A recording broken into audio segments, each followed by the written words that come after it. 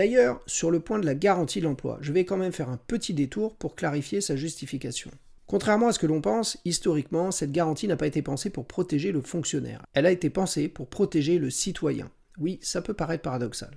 L'idée de départ était simple, c'était de permettre aux agents publics d'exercer leur mission sans pression politique, sans crainte des sanctions arbitraires et sans dépendre du bon vouloir d'une hiérarchie ou d'un pouvoir en place. Cette stabilité permet aux agents publics d'appliquer la loi de manière impartiale, continue et équitable, même quand le contexte politique dérange.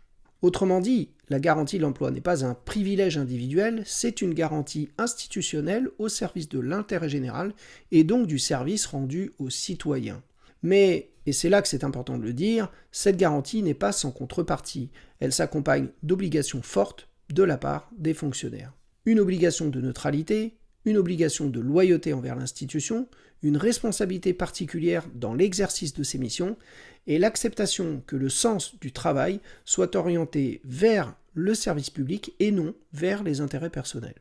Autrement dit, entrer dans la fonction publique, ce n'est pas seulement chercher la sécurité, c'est accepter un cadre exigeant avec des droits, mais aussi des devoirs.